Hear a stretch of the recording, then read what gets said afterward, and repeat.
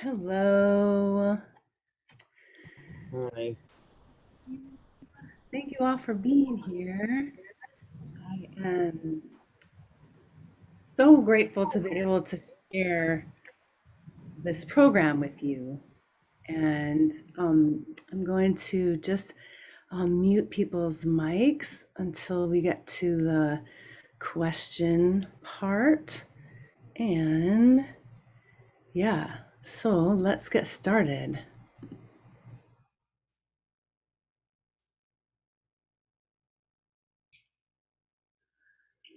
All right, so today, my name is Mara McLoughlin. I am the owner of IRL Social Skills. And today we're going to talk about what the research shows us about lagging social skills in autistic teens and adults, and why explicit instruction and direct practice is very helpful to address them. The role that parents play in our social skills acquisition, and we're going to look at the research, the long-term outcomes of participation in peers. So peers, well, here, just for our little spoiler alert. Oops. Oh, it didn't show. What happened? Well, the spoiler alert is that our the actually autistic community advocates that, we don't fix our autistic people, we don't fix them. That's the neat part. You don't fix them, but you do support them because they're not broken. And given that there's a strong evidence base with peers, and we have a duty of care in the time of crisis. There's promising pilot findings using peers via telehealth, and UCLA, the University of California at Los Angeles, which is the place that created peers in 2006, has given guidance using remote online delivery during COVID. So we know that there's some lagging social skills associated with autism. And, sometimes here's a list. Other features are that a person may disregard the other person's interests or perseverate on their own restricted interests. And they elicit fewer extended responses or give fewer reciprocal responses and fail to identify common interests. And common interests are the foundations of friendship. That's what friendships are based on, common interests. They might have a voice tone that might be unfamiliar. They might not be able to understand sarcasm or gestures, and they might have poor social awareness and motivation. And that results in less involvement in social activities and lack of peer entry attempts. So, like the initiation, trying to get into the mix. Yeah. Mm-hmm. Sound like anyone you know? That would be me if, wait, what did you say again? Yeah, I said, it sound like anyone you know, and you just said, yeah, that would be me. So I'm glad you're here. If one side of the conversation is what you were talking about, that would be me. Yes, thank you, Sean. Thank you for sharing that. And I have what's going on? My screen. There we go. For some reason, it's not advancing. So thank you. Now we're gonna share again. Nope, that's not it. Here we go. Okay. So what happens when there's lagging social skills? Well, there's a lot that happens with lagging social skills. There's more social isolation. There's fewer close and meaningful friendships. And maybe the friendship quality is not supportive. There's fewer romantic relationships. They have less access to events with peers, even before COVID. And they can struggle to identify a true friend. Like, what is a true friend? What are the different kinds of friendships? And or they might name everyone around them as a good friend, but they might not know their names.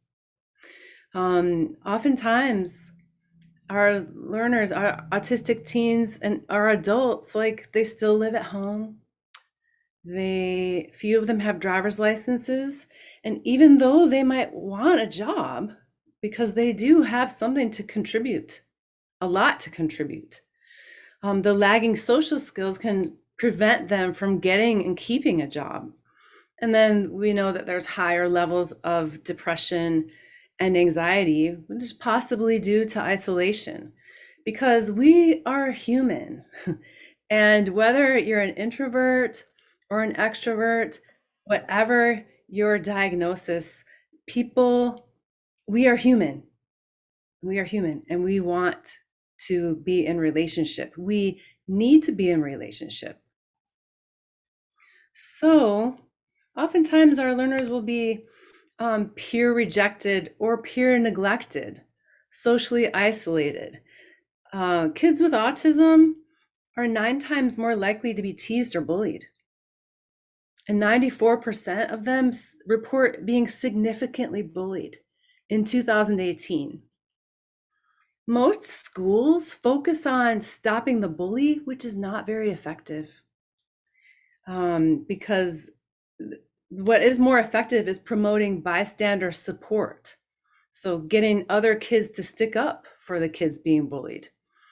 And our autistic teens and adults with lower support needs have less peer support because the other kids don't know that they have autism. It's an invisible disability. So being in the quote unquote autism closet makes things worse because they might feel that their diagnosis is shameful. And in terms of romantic relationships, hold on, I don't know why my slides aren't advancing. I just have to look here and then share again. Thank you for your patience.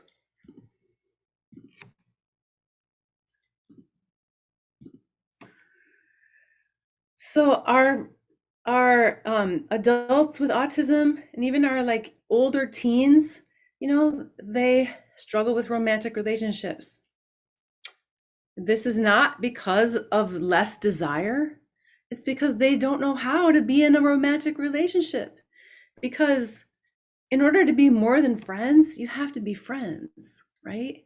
And if you don't have the requisite skills for making and keeping friends, you're going to struggle with dating and romantic relationships.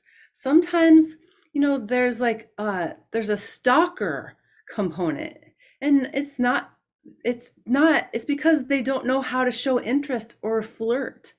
So we try to teach them how to flirt properly, and it's a skill. There is sexual exploitation, mainly with females, but males are also at risk for this. And then we know that there's high incidence of trans in the actually autistic community. So they are also at risk, and they're also at risk for financial exploitation. There's many young men who have been exploited financially as a result of autism and being like socially gullible. So in terms of our post-secondary, our employment and post-secondary education, we find that more than 50% of those who left high school in between 2016 and 2018 had no participation in employment or education. What are they doing? Only 35% had attended college. Only 55% had held paid employment during the first 6 years after high school. So they're woefully under and unemployed. And we know that autistic people have a lot to contribute. There's something called the autism services cliff, okay? So everyone wants to work with the pre-K, early intervention. And early intervention is great, but guess what? People who have autism still have autism as they move into their teenage and adult years. And there is, the services decline, but our needs, autistic teens and adults, their needs change over time, and actually social demands increase over time. But there's not a lot of support. And this is largely due to funding and the dissemination of the funds by the federal government. And there's a lack of evidence-based treatments to improve social outcomes in our autistic adults and teens. So speaking of research, there are very few empirically valid social skills curriculums, and that means ones that are evidence-based.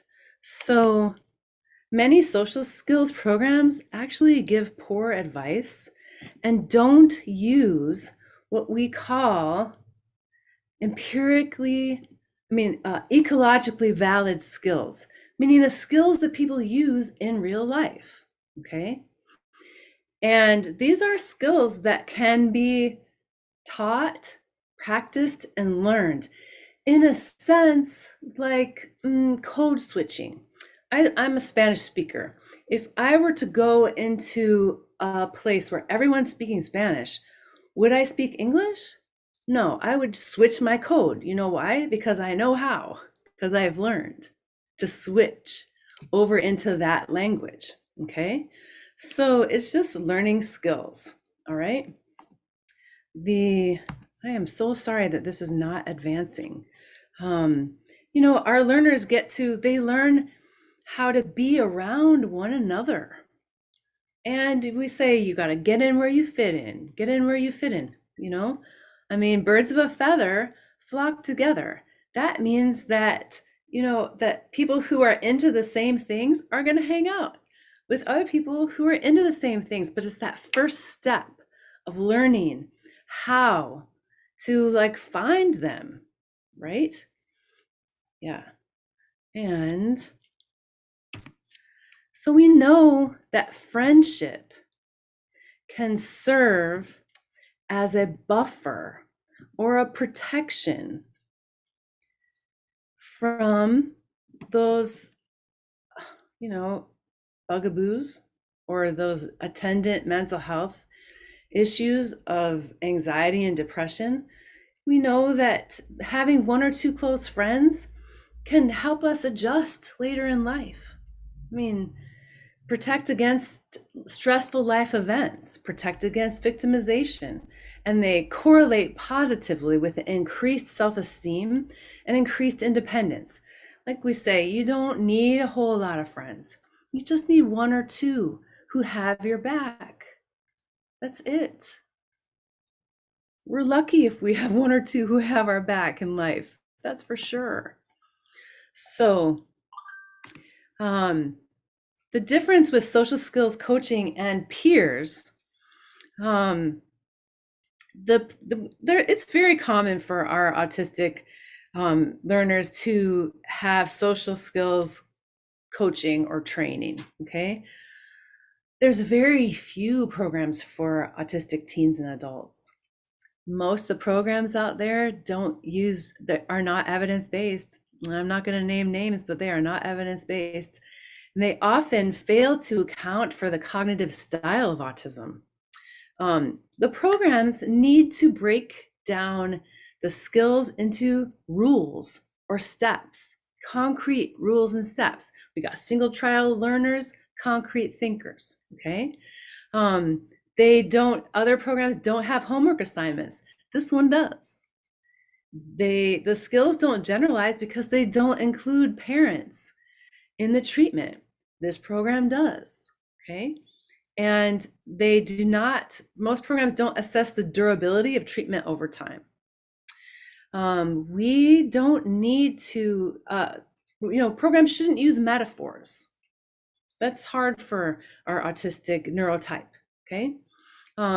We don't need to teach how we think people should behave socially. We need to teach what is actually successful. For example, being taught to ignore bullies or tell the teacher, that doesn't work. That actually makes our teens more likely to be teased. And also keep in mind that indirect bullying, exclusion is a form of indirect bullying, okay? And so we say to our learners, friendship is a choice. You don't get to be friends with everybody, and not everyone gets to be friends with you. And that's just life, okay? So Peers was developed in 2004 at UCLA.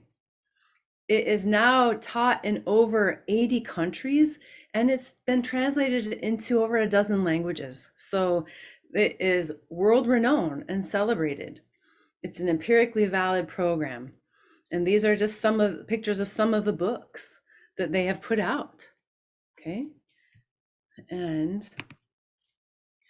so Peers develops, like I mentioned, ecologically valid social skills, skills that people actually, socially successful people use in real life, okay?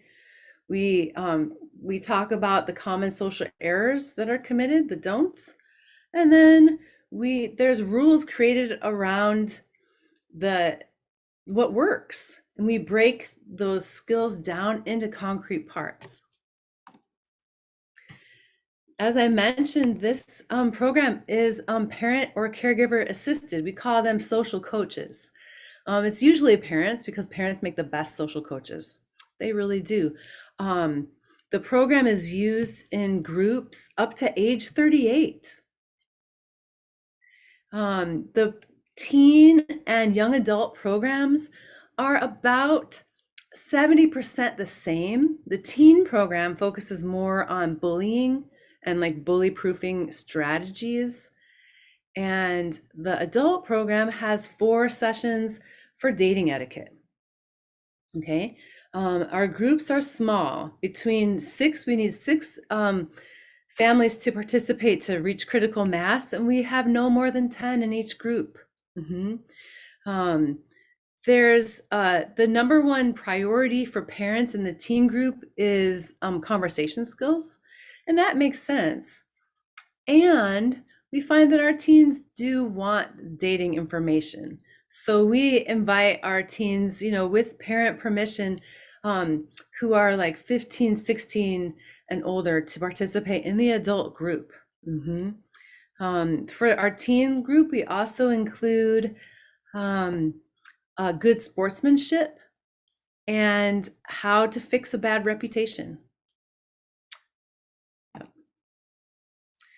We teach about dating etiquette, that's letting someone know you like them, flirting, asking someone on a date, organizing and planning a date, dating do's and don'ts, how to take no for an answer, how to handle rejection, how to politely turn someone down, and how to handle unwanted sexual pressure. We ask that we very strongly ask that our families do not fraternize before the 16 weeks is up, okay? Because what can happen, we are teaching skills that we want to generalize. We are not a friendship matching group. We are not a support group. Our objective is to teach skills that can generalize outside of the group. Okay, The way we do this is that we have concurrent classes. We start all together and then we break out into 2 different Zoom rooms, okay? Training the parent or the social coach helps the lesson extend beyond the length of the program because everyone is learning skills. Yep. We do a didactic lessons using the Socratic method, meaning we don't lecture. We don't lecture our learners. We ask questions in a way that is kind of giving them the answer. It's a Socratic method. It takes longer, but it's more effective because they're generating their own answers and they're far more likely to believe and remember rules if they and their peers generate them. The homework practice is in natural settings, okay? This helps them generalize the skills. So there's like in real life, caregiver or parent coaching, and there's check-ins weekly about the homework, and that helps to individualize the program for each participant. It is highly effective. Okay, so wait, oops, this one. Did I not? Yeah, so, whoops, it's doing that thing where it's not advancing again. I apologize. Okay. We have, so during the adolescent or young adult session, we have a homework review, and that can vary in length of time. And then we have didactic instruction, teaching the concrete rules. Whoops, am I not sharing? Because I'm not sharing. Whoopsie. Teaching the concrete rules, and then we practice with our social coaches. Our social coaches that work for IRL are speech language pathologists, very experienced, actually autistic and with ADHD, some of them. And then we also have some occupational therapists who know that, you know, their job is to whatever improves somebody's quality of life, and having friends improves your quality of life. There's the rehearsal, and then we reunify. The Zoom groups come back together and we assign and negotiate the homework. Okay. And in the social coach format, there's more homework review. We troubleshoot homework problems and we individualize the treatment. Given that we are trained and professional clinicians with a lot of experience, we are able to like really answer questions for parents that, you know, really also help them increase their knowledge base and their skills. Okay, we assign homework and then we reunify. And I'm going to give you a little example of Coach Tommy teaching dating skills. And here we go. See, that's not right. Okay, share my screen again.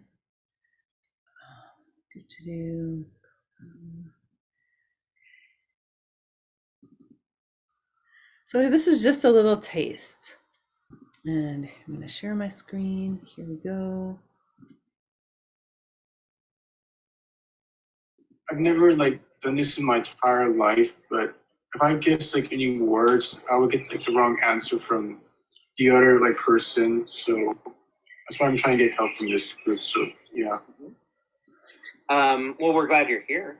Thank you. Well, kind of thought that's how. Last week we talked about letting somebody know that we like them, right? And that's kind of the done this in my first entire step life, but to if I guess like any words, I would get like the wrong answer from the other like person. So that's why I'm trying to get help from this group. So yeah. Well, we're glad you're here. Thank you. So last week we talked about letting somebody know that we like them, right?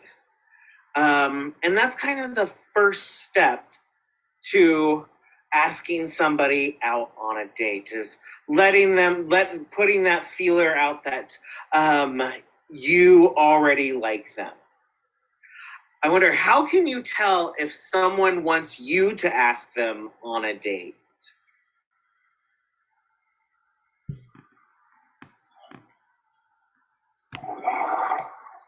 They'll ask you like they'll actually ask you, "Hey, do you want to go to an event or something like that with you?" Ooh, so they'll ask you if you want to go. Nice. Yes. Who else could tell you if somebody likes you? Mutual friends.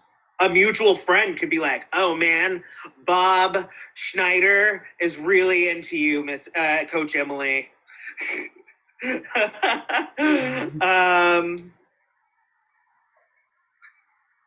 Yeah, so that is just a little sample of just a little snippet from the class. And of course, our learners' faces were all, covered in stickers.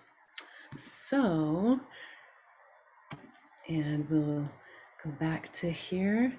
So we've talked about peers being, having a really robust evidence base, okay? So that means it works, and it's been working. And it's the only publicly available evidence-based social skills program for teens and young adults with autism. There's so much research, and there's limited research using peers via telehealth, but of course this was before last year and this year. So now there's a lot more evidence that indicates its effectiveness via Zoom, okay? And I'm going to show that briefly.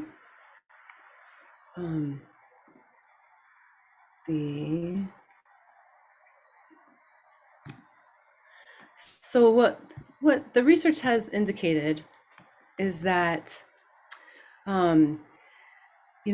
treatment of teens receiving in-person treatment via telehealth were equivalent in the areas of problem behaviors.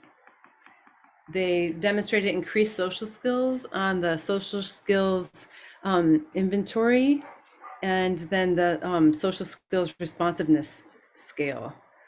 And the social skills responsiveness scale, look, there's Zoom. It's like a little bit lower than in person. So it's nearly as effective, and that's before the pandemic, before 2020 and 2021. There's more research now.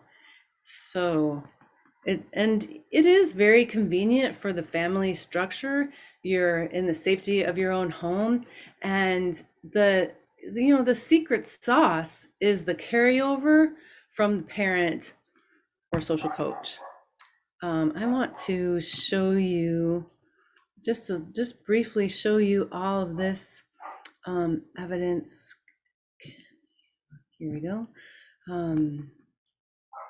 So look, here's the UCLA Peers Clinic, and look, all of these are studies. These are all like a bunch of teen studies from all over the world, and then studies for young adults. So there's a robust evidence base, and that's what really thrills me about teaching it. Okay, I'm going to show you something else, as if that weren't enough.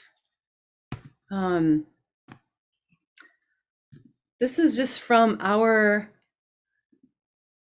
first class. Our first class we launched in March 1st, and we have these Google reviews. Finally, a social class that really helps. My 14-year-old son on the spectrum and myself learned so much. I saw a difference in my son's confidence not long after starting the group. We now have specific steps to help us out in the social world. Mara, who owns and runs the company, truly cares. We definitely recommend joining. And then that was a family from New Jersey. This is a family from Hawaii. Aloha, my son has autism and he was blessed with the opportunity to join this social skills community of really loving, professional, and thoughtful trainers and counselors that have stayed with him for 18 weeks of the most productive and life-changing experience. It's really 16 weeks. He learned so many helpful and practical daily social skills that he enjoys using, and it has given him so much confidence to initiate conversations on his own, and he's more self-motivated to engage with others. I would absolutely recommend this for anyone who has an autistic family member, for not only the benefit of that member, but for the benefit of the entire family. You will also make lasting friendship with others who are in the same class the entire time to strengthen and build on each other. And it's true, families did abide by the rule of not fraternizing during the class. But since then, there was a family, this family went to Florida, and another family was in Florida, and they actually got together. The reason why we discourage fraternizing during the class is because cliques could form, or people can get into a fight and not have the skills to repair, because we may not have gotten to that yet in the curriculum. This is the family from Florida. Looked everywhere for a social skills class for my son. So that's mom. And then this is the son. As a learner, I got a lot out of this program. I no longer struggle as much with going up and talking to people and making new friends. I don't feel nearly as uncomfortable in social situations. This program helped me understand why I was having difficulties, and I learned the steps to have more enjoyable social interactions and connections. I mean, wow. Yep, so awesome. And then this is the sister of the learner from Hawaii.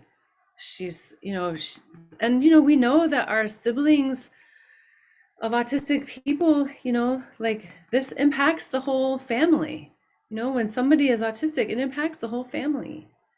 Yeah, and they want to help, but they don't know how. And so that's where we come in, okay? So those are some reviews from our learners and families. And then, geez Louise, okay, let's see. So looking again at some of the outcome measures, there we use the social responsiveness scale. Personally, in our group, we use a test of adolescent and social skills knowledge and the test of young adult social skills knowledge. That's like a pre-test that we give. And then we look at the post-test. We did give the same measure post-test to find out, how much they've learned. Yep. So let's see what else. So the predictors for our for treatment outcomes, I'm going to go back, is the social motivation. Okay, we look at the social skills coming into the program. These are the only predictors of treatment outcome. Okay, kids with better social skills tend to do better than others, but everyone really takes off after the program. Okay, and different diagnoses do not predict outcomes, meaning, this program is used with people who have ADHD, people who have depression, anxiety, just social anxiety, diagnosis or not. We are all socially struggling right now. I mean, how many people have said, oh gosh, my social skills, how do I do this again? I mean, they are skills. They're skills that can be learned and practiced, and you can get good at them. Yep, because they're just a skill set. What I really love, and I'm so sorry that this is not advancing. What I really loved about the research was the data that was collected 1 to 5 years after the class. Okay, so they found on average that the learners, teens and adults, We're having on average 4 get-togethers a month. That's a social life, right? And that's what we want. We want our learners to have a social life, okay? And they gotta get in where they fit in. You guys, you get in where you fit in, okay? And I wanted to, so that is the end of the slideshow. I'm gonna show you an example. So this is an example of what we do in the first 15 minutes of class. So we have a class schedule, so that way you know what's coming, okay? And both the learners and the social coaches get used to the routine, okay? This is something that's not part of the peers curriculum, teaching about the central nervous system, meditation, and using the emotion and sensation wheel. But it is something that has been advocated for by actually autistic people.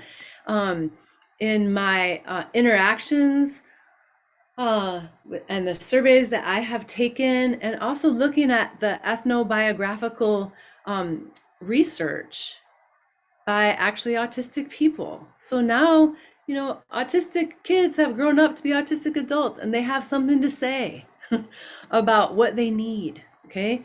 And we know that central nervous system education about like the vagus nerve, how it can self-regulate, is good for people. It's good for humans. And autistic people are humans. That we teach, that we're learning about the vagus nerve and polyvagal theory and how we can self-regulate. And we teach about how you can find stillness inside yourself and you can be with yourself. We know that you can search the whole universe and not find anyone who's more worthy of your love and respect than you are yourself. You yourself, as much as anyone else, deserves your love and respect, okay? We have a little breathing practice. This is just one example. And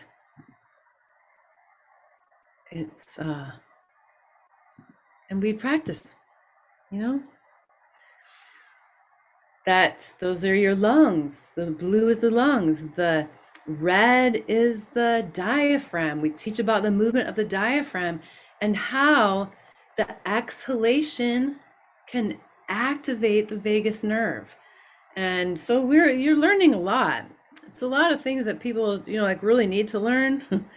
and so they get that impact. And then we also teach this, which is this is a really great emotion sensation wheel. We know that autistic people can often have something called alexithymia, which is the struggle to identify how feelings feel in the body or what the messages our body is sending mean, okay? So we start to teach with this emotion sensation wheel about like, oh gosh, I have this like kind of sick feeling in my stomach. What does that mean? Oh, well, that mean that I'm angry or anxious, you know, anxiety is fear, okay? Or disgust.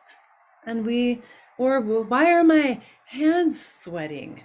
Why are my muscles tense? What does that mean? And what can I do to help myself? So that's some supplementary education, which our learners, you know, we get reports that, oh, you know, guess what? Our learners are doing this outside of class. You know, parents are doing it outside of class. And sometimes, you know, our learners like, you know, they might like hear something from their parent, but it takes, you know, another adult to like help reinforce these things that actually work. If you do them, they do them. I mean, they work. They don't work if you don't do them. Well, they do work. They just don't work for you. And yeah, so wait, no, that's not it. Are there any questions from the group? So speaking of, my mom didn't seem to have written down any notes yet. So what I'm starting to guess is that I'm guessing my mom is thinking that this is mostly just a review of things I've already done. Mom, is that correct? You didn't write down anything. What do you think, Sean? Oh, right. Oh, okay. Never mind. My mom wants me to talk about it after we're done. Yeah, so here's some more. Like this is our team. That's me. That's Coach Kira. She is actually autistic and ADHD. This is Coach Tommy. He has ADHD and he is fabulously gay. This is Luke, Coach Luke. He is an OT. And then I have two more people whose bios I haven't received from them yet. One is a speech language pathologist who is a new clinician, and the other is an OT who is also a new clinician. But they both, Coach Tiffany trained with Coach Tommy, and Coach Laura trained with Coach Luke. So they come with, they're kind of pre-trained. So that's pretty cool. We have, our program, the dates coming up. The teen classes are starting Monday, August 23rd. And for the fall term, and the adult classes start Wednesday, August 25th. I am, so, like Sean was wondering, is this like stuff that I've already done before? You know what? Like, this is such a good question, because parents of our teens and adults, they've done social skills. And you know what? They're burned on them, because guess what? They haven't worked. You know why? Because they haven't taught ecologically valid skills. They haven't incorporated homework. They haven't incorporated a social coach. And that is, that for good reason. Parents are feeling burned for good reason, because they've done things that haven't worked. This I was so excited to find, because it actually works. Yes, Sean. I was trying to say, did things that haven't worked? Mm-hmm. Yeah. So, is this like wrapping everything up? It is, and I have something. There's something in the chat. Oh, okay. Yeah. Yeah. This is wrapping it up. That's a good question. Yes. So, if anyone has any more questions, I'm happy to answer and share more information. It's There you go. I have a question. Yes, Sharon. You had mentioned earlier that we break out into rooms, and that there's I believe you said a minimum of 6. Yes. So from this information meeting, there's not 6 people so here. So not going to happen is what she's asking, I'm guessing. Yeah. Oh, that's a good question. I'm still actively recruiting families. I'm doing another informational meeting next Wednesday. I've gotten a lot of doctors sending out the referral form to people. So like, it could happen. I'm hustling. I'm a single shingle. It's just me doing, like, pushing for this program. And trying to recruit families. So like, hopefully we'll get it popping. That means we'll make it happen for starting at the end of August. Okay. Yeah, good question. Mm-hmm. Okay, thank you. Yeah, don't be discouraged. Yeah, people say they're gonna log on, but I do anticipate we'll get critical mass of 6 families, and then no more than 10 to start the group. Yeah, right now, the groups that we're running, we have 8 in both Into- groups. We have 8 in the teen group and 8 in the adult group. Okay. So, so my mom wanted to know if the teen group was only on what day were you wanting on? She said it was Monday. Is the teen group only on Monday? It is only on Monday starting, and that's our fall term, Monday, August 23rd. And that's from 7 to 8. And then our winter, our winter term will still be on Mondays. Yeah. Yes. Good Is question. the microphone still on? Yep. You want to say? Can I ask, is this curriculum, is it meant to be taught to a group where there's a group of individuals, or can it be taught individually? It can be taught individually, but that is not what has given any research base. So Okay. the real, social skills happen in context. You need the people. Yeah. Yeah, you need the people. And every week there's homework, and the homework, we have an in-class call where they're trading information, finding common interests, having a two-way conversation. And then, it's very scaffolded. Each of the classes builds on each other. And, we teach the parents how to be social coaches. And, we cultivate a common language, which is, did you trade information? Did you find common interests? What could you do with that information if you were going to hang out? And it's really cool. Like right now we're in the 6th week, and parents are saying stuff like, oh my gosh, my kid is setting up get-togethers on his own. He hasn't done that in so long. Oh my gosh, my kid who never goes anywhere got invited. Well, he was tutoring another younger kid down the street, and that kid had his cousin in town, and this cousin invited, they just hit it off, and they had a game night. And then he came home at 3 o'clock in the morning. So I go from not my kid who never does anything to coming home at 3 o'clock in the morning. So oh my gosh, all of a sudden he's acting like a like a young adult. And then I have to have the talk about you can't come home at 3 o'clock in the morning. You have to call, Was this done in person before COVID? These That's classes? a good question. That's a good question too.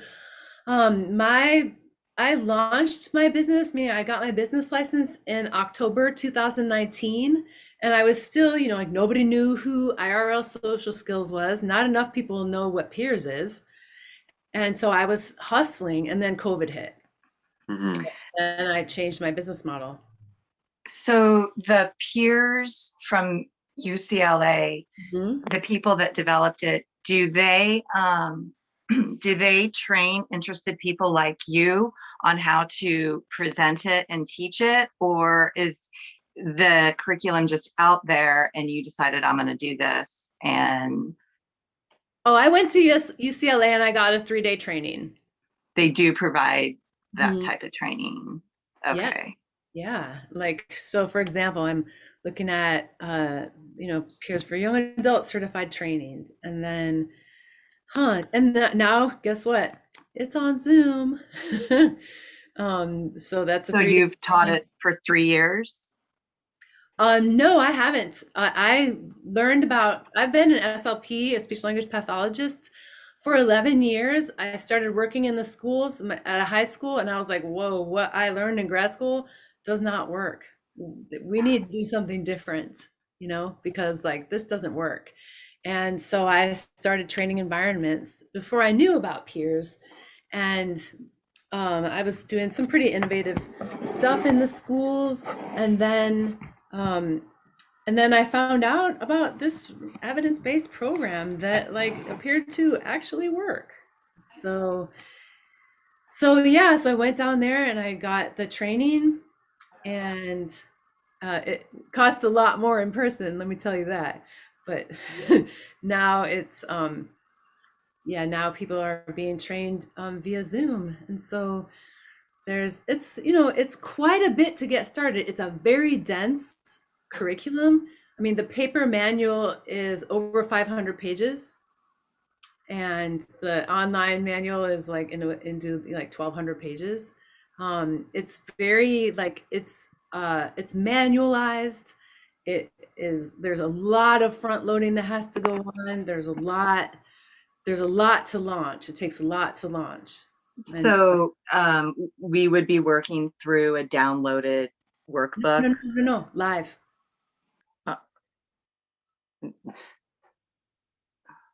Mhm. We're teaching you live. I have 2 coaches who work with the learners, and then myself working with the parents or social coaches. Okay. Yeah, and so we're teaching, like, here, I'll show you one of the slide decks. And we have let's see. I'm going to stop my share just momentarily as I dig around in my drive. And so, for example, oops, here.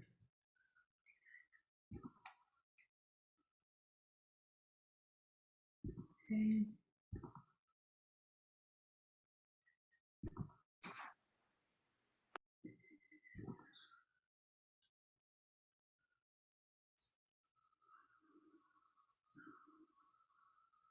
I think he's muted.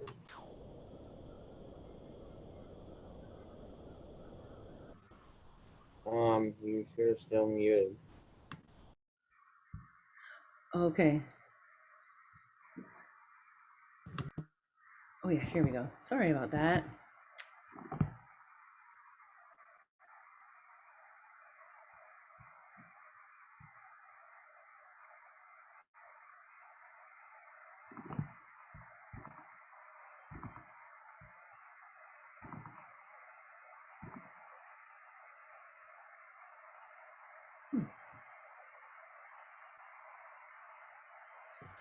So this is week 5, effective use of humor. And no. I don't have any other questions. Am I okay to leave? Yeah, you can go ahead. Thank you for coming.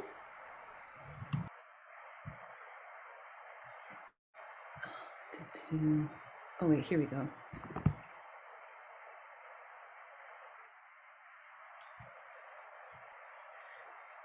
So you can see, like, these are all of the lessons for young adults. And I'll just go ahead and open one. And so all this was like provided to you during that training, right? we don't share the slide decks. We do, because that's proprietary information from UCLA. And sometimes people will like take a picture of a slide or whatever. That's fine. But we do share the like parent handouts. Mhm. So this is a parent handout and describing how we teach, what our learners are learning, and lessons build on each other, and there's a lot of repetition.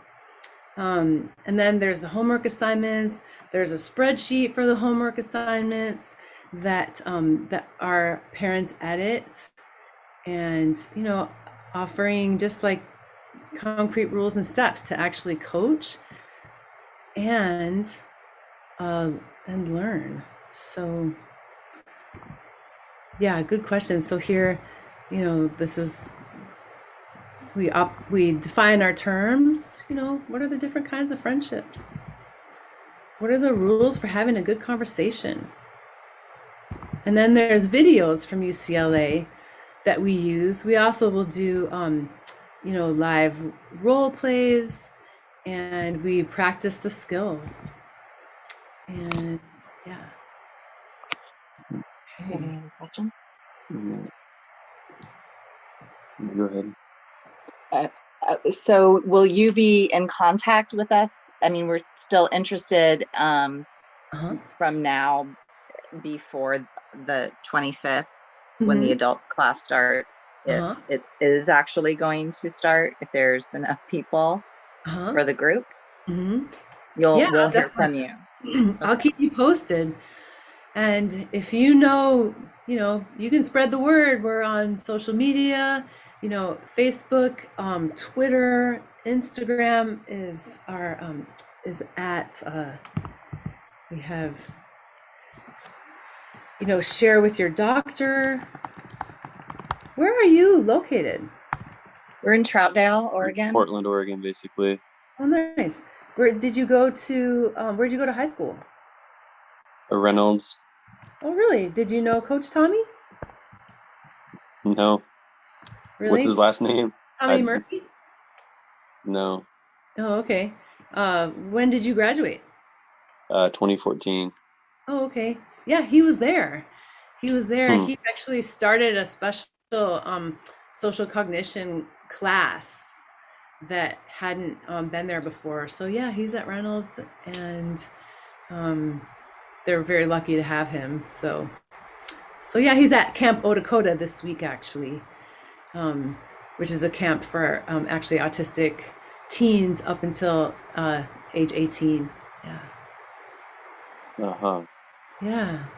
So The sample bill that you send out, I noticed it was for 3 lessons. mhm. Is that how you bill 3 lessons at a time? And do you No. bill? Oh, no? That's a good question. It was I bill monthly. So yeah, I bill well, I send out the super bill every month, and whether or not it would be covered by your insurance, like, I don't know. So you would have to find out, with those codes given. Right. If there's Jacob, are you getting any voc rehab services? Vocational rehabilitation services? No. Okay. Yeah, because I am meeting actually with vocational rehabilitation tomorrow morning to say like, hey, this should be paid for by the state. This is something that actually works, And so I'm making a case for it. I want this to get out to people because I can't stand idly by and have people who have so much to offer society being isolated, It breaks my heart. As far as